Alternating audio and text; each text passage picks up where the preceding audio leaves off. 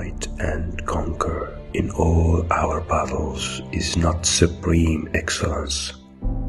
Supreme excellence consists in breaking the enemy's resistance without fighting. Victorious warriors win first and then go to war, while defeated warriors go to war first and then seek to win. Know thyself, know thy enemy. 1,000 battles, 1,000 victorious. The supreme art of war is to subdue the enemy without fighting. Be extremely subtle, even to the point of formlessness. Be extremely maestrous, even to the point of soundlessness. Thereby you can be the director of the opponent fate. If you know the enemy and know yourself, you need not fear the results of 100 battles. Invincibility lies in the defense, the possibility of victory in the attack. He will win who knows when to fight and when not to fight. There is no instance of a nation benefiting from prolonged warfare. He who is prudent and lies in wait for an enemy who is not will be victorious. All men can see these tactics whereby I conquer, but what none can see is the strategy out of which victory is evolved.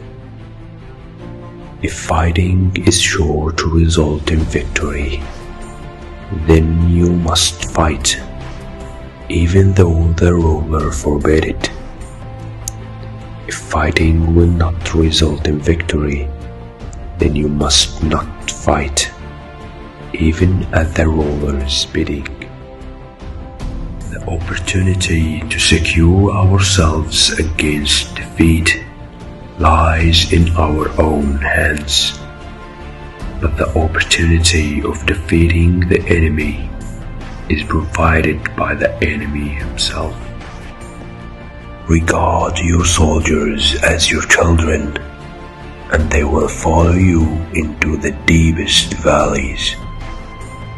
Look on them as your own beloved sons, and they will stand by you even into death.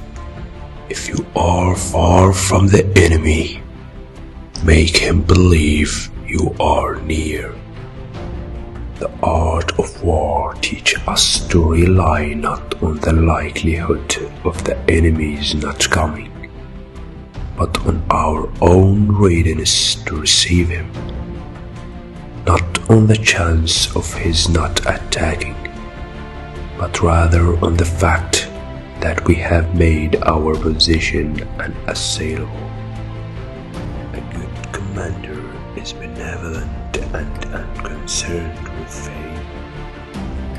For to win 100 victories in 100 battles is not the acme of skill.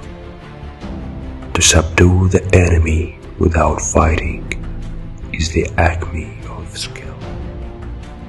Thus, what is of supreme importance in war is to attack the enemy's strategy. He will win whose army is animated by the same spirit throughout all its ranks. The general who advances without coveting fame and retreats without fearing disgrace, whose only thought is to protect his country and do good service for his sovereign, is the jewel of the kingdom. The quality of decision is like the well-timed swoop of a falcon, which enables it to strike and destroy its victim. Quickness is the essence of the war. Prohibit the taking of omens, and do away with superstitious doubts. Then, until death itself comes, no calamity need be feared. But the enemy's power, force him to reveal himself. There has never been a protracted war from which a country has benefited. Confront them with annihilation, and they will then survive. Plunge them into a deadly situation, and they will then live. When people fall into danger, they are then able to strive for victory. If ignorant both of your enemy and yourself, you are certain to be in peril. He will win who knows how to handle both superior and inferior forces. Secret operations are essential in war. Upon them the army relies to make its every move. It is only the enlightened ruler and the wise general who will use the highest intelligence of the army for the purpose of spying, and thereby they achieve great results.